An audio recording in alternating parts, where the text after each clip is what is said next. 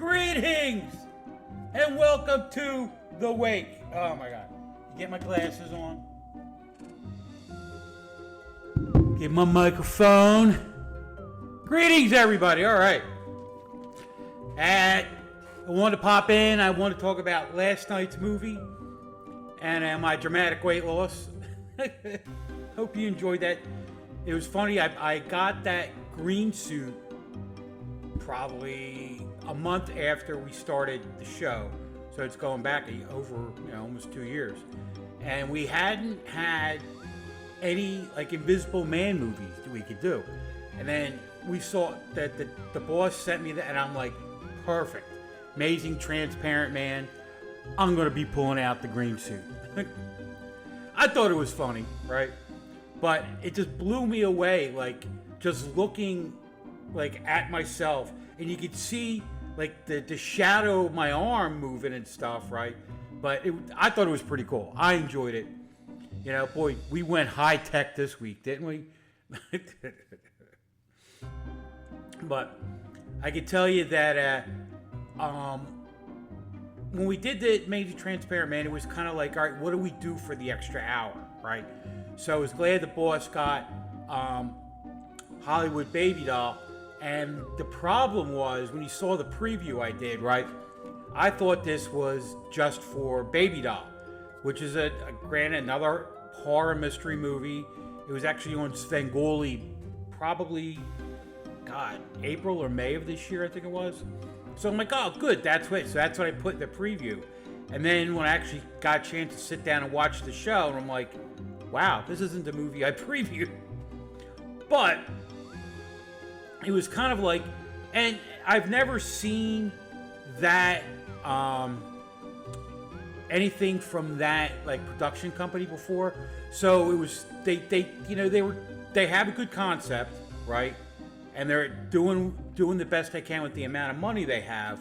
But it was not the world's best movie. I can say that off the top of my head, But the whole thing last night, right, with The Amazing Transparent Man it's a classic movie, and it was one of those movies that was, when you go to the drive-in, they often paired it up with other things. Yo, Jerry, what's going on? All right, Jerry Friel, good friend of mine from back in the days when I played rugby back at my old high school. What's going on, buddy? All right, so like I said, so this was a movie that was paired up with like other movies when it went to the drive-in, right? And because it was an hour, right, they can get a boom, quick hit. Drive-in could say they have like 3 movies for a feature, right? Even though, this movie is only an hour long, And today, it would have been like an episode on Netflix, an episode movie. It wouldn't be actually a movie. It's like an episode of a TV series. Pardon me.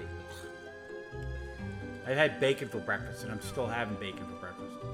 So, all right, so things we got going on, what's coming up. This Friday, right, I'm solo, and I'm doing The Atomic Brain, or Monstrosity, right? Not the world's best movie, right? Kind of hokey, kind of funny. And like I said, I'm doing that by myself this week. And then the next couple weeks, right, the doc and I just filmed everything for the next few weeks. We filmed all of our episodes going into, let me bring up our list, going into where's it at? Right, going into mid-March, right? And then that's what we try to do. We try to do like, 6 episodes, and then I do the 1 episode a month myself. So like this month, I'm doing the there we go. All right. So I'm doing Atomic Brain for next week, and then 2 weeks after there, I'm doing Caddy Hack. Now, Caddy Hack, right? I done an interview on Delco Live about it.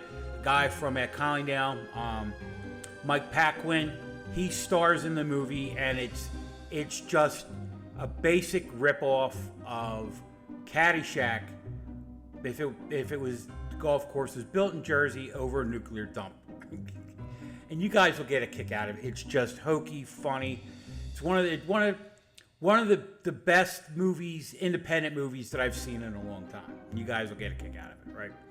So, like I said, we filmed up our next set of movies. So we have actually a two-parter coming up. One's called Long Live the Dead, right? And that's going to be on at the end of this month. And then we have Long Live the Dead 2. Now, they're both done by the same production company. And I actually, I'm trying, and I'm waiting to get back from the guy, or back to the guy, so we could set up and do an interview for the guy. His name's Keith, who produced both those movies and Blood Red Beauty, right? So we got 3 movies from this production company, Alien Magnet or something. And Keith, if you're watching, right, I apologize for screwing up the name of your company, but I'll have it down. But when we do, we did the episode, right? And then we have Keep My Grave Open, right? It's not the world's best movie. It kind of drags a lot, but the plot's pretty good, And then for Valentine's Day, right, we got First Spaceship to Venus. The only correlation for this and Valentine's Day is that it has Venus in it. And I thought it would be a great movie for Valentine's Day. I was looking for something, and that'll be on the 13th of February, Valentine's Day Eve. And it's one of those movies that you're supposed to watch and be amazed. You know what I mean? Like, you watch some movies and they're like, this is space and all that, right? And that's what it was. And it was actually a movie made in Eastern Germany, right, during the Cold War, back in 1960. So it's actually kind of like a nice perspective. And when you're watching it, it actually was more like Star Trek than most of the movies America was putting out at the time. Because it was very inclusive. They had an Asian lady, they had a black fella in it. You didn't see that in a lot of science fiction movies that came out of America back then. So, the collectivism of communism, right, pretty much, put that out there, All right. And then we have End of the World, Christopher Lee, right? Fun movie, right? And Christopher Lee, thank God he got a paycheck out of that, But then when we go into March, we have a bunch of movies that were popular in the 80s, right? And I can't wait to have them on the show, right? Basket Case, right? Frankenhooker from the Reanimator group, right? And then we're going to have I'm Haunted 4 and 5 with our friend Elizabeth Chamberlain up there in Canada, right? And then we have Tales of Dracula. And the doc had actually interviewed the guy who produced Tales of Dracula 1 and 2. So we're going to have Tales of Dracula 1 on our show. And then the doc's going to have Tales of Dracula 2 on his show, Swamp Theater, coming up on the Monster Channel. I imagine, in about a year from now, the doc and I will probably have it on Cemetery Cinema. And then other ones, we got The Refrigerator, right? And a refrigerator, a haunted, crazy refrigerator, unlike the haunted microwave that Chris Van Bross runs, And then, we have the Basket Case 1, 2, and 3, right? And and a ton. Deep Space, The Video Dead, Monster Squad. I hope we get Monster Squad. Hope that we could put that around Halloween, right? Because the kids could watch that, But so that's what we got coming up, right? Stuff I got going on. If you get a chance, look up Delco Horror Haven. They have a ton of events coming. The one event I'm looking forward to is they're having a Trauma Fest. Dan Blake will be there. I was told that Uncle Lloyd will be there. Now I'm told Uncle Lloyd will not be there, which is, kind of a bummer. But Uncle Lloyd is Trauma, right? And Trauma is a horror production company that just has all the craziest, and they're going to show Toxic Avenger, right? And then Toxic Avenger the movie, and then after that, they're going to have one of the Toxic Avenger cartoons, right? What a fun, and it's going to be, I think it's February 3rd or 4th.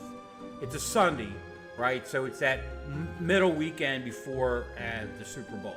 so there won't be any football on, thank God. All right. But yeah, so that's what we got coming up. I mean, Delco Horror Haven, they have their a book fair. I think that's in March, and then in June they're having their Shorty Fest, and then they're having their Invasion in September. And I'm bumming that they're having their Shorty Fest the same weekend as Monster Bash, because I was going to go to Monster Bash this year. That's like the horror host convention out in Pittsburgh, and you know, I'm committed to do the Delco Horror Haven events for a lot of reasons, but the main reason, that's where we get most of our shorts for our Shorty Fest we have on Black Friday. So right now I'm kind of like up in the air what I want to do, you know, and it's let you know that, like, as of right now, this is my only job right now. I was working on contract work, and my contract was up at the end of the year, so now I'm out looking for something. So I have more time to dedicate to do this, right, until I get a regular full-time job again, you know.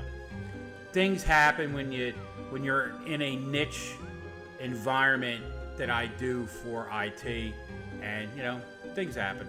So I have things lined up and see what happens. I'm going to sit on it for a week and then start diving back in to see what I can find out there. So if anybody has anything out there for a 23rd century Viking Darbarian who was sent back into the 21st century to stop World War III, let me know, right? And I'm your man. I'm your man, the myth, the legend, all right? So, all right, guys, I just want to do a quick hit tonight. You know, like I said, the Doc and I, we filmed all our stuff all the way up through the middle of March. I'm looking forward to all these movies. And again, I am solo this week, so if you get a chance, watch my show on Friday when we do Atomic Brain, The Monstrosity. And yeah, all right. Aloha, guys, and I'll talk to you later. This is the Mad Darbarian for The Wake. See ya. How do I stop this? I should have paid attention in a computer class, huh? Stop streaming. Do you really want to stop streaming? Yeah.